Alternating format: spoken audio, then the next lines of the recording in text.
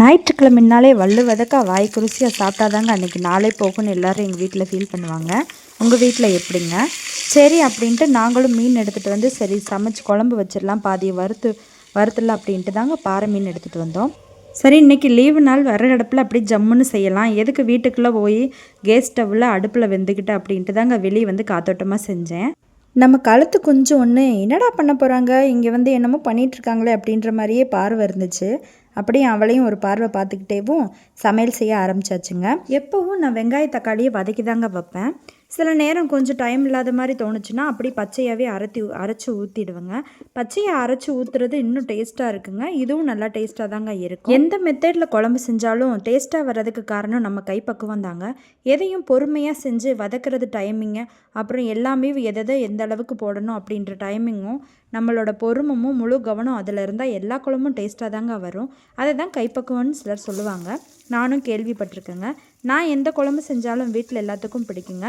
சும்மா தண்ணி குழம்பாக வச்சாலும் பிடிக்கும்னு சொல்லுவாங்க. அதாவது எந்த குழம்பு வச்சாலும் நம்மளோட ஒரு கவனம் எல்லாமே சரி நல்லா வரணும் அப்படின்ற ஒரு கவனம், ஒரு மைண்ட் செட்டில் செஞ்சோம்னா எல்லாமே நல்லா தாங்க வரும். நீங்கள் யாரெல்லாம் உணர்ந்திருக்கீங்க? ஆனால் நான் சின்ன வயசில் இருக்கும்போது பக்கத்து வீட்டில் குழம்பு வச்சா அப்படி 8 ஊருக்கு மணக்கிற மாதிரி வீட்டுக்குள்ளே நான் தூங்கிட்டு இருக்கும்போது கூட வாசனை வந்து தட்டி எழுப்புங்க. அந்த வாசனைக்கு எந்திரிச்ச உடனே தண்ணி குடிக்கிறனோ இல்லையோ பசிச்சிருங்க. அந்த வாசனை வந்து நம்ம குழம்புக்கு இருக்குதா அப்படின்ட்டு நான் ஒவ்வொரு நாளெல்லாம் எட்ட நின்றுலாம் பார்த்து அப்படி வாசனை பிடிக்கும். ஆனால் எந்த வாசனையும் எனக்கு வர்ற மாதிரி ஒரு ஃபீல் இல்லைங்க.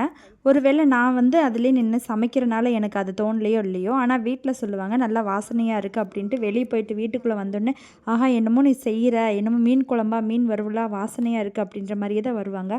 ஆனால் நானும் நின்று அந்த இடம் இந்த இடம் நின்று ட்ரை பண்ணி பார்ப்பேங்க. என்னமோ மூக்கடப்போ என்னன்னு தெரியலையே அப்படின்ட்டு நானே ஃபீல் பண்ணிகிட்ருப்பேங்க. 2 நாளைக்கு சேர்த்து ஒரு 2 மீன் குழம்பு வச்சாச்சுங்க. ஏன்னா மீன் குழம்பு வந்து அப்போயே சாப்பிட்றத விட வச்சு 2 நாள் கழித்து ஒரு நாள் கழித்து சாப்பிட்டா அந்த மீன் வந்து ஊற ஊற நல்ல குழம்பு டேஸ்ட்டுங்க. மீன் குழம்பு வைக்கிறத விட அதை மற்றவங்களுக்கு பரிமாறி நம்மளும் சேர்ந்து சாப்பிட்றது ஒரு வகை தனி அலாதி பிரியந்தாங்க. நீங்கள் யாரெல்லாம் ஃபீல் பண்ணியிருக்கீங்க கமெண்டில் சொல்லுங்கள். நம்ம சேனல் பிடிச்சிருந்தா சப்ஸ்கிரைப் பண்ணுங்கள் ஃப்ரெண்ட்ஸ். தேங்க்யூ ஃப்ரெண்ட்ஸ், பாய்.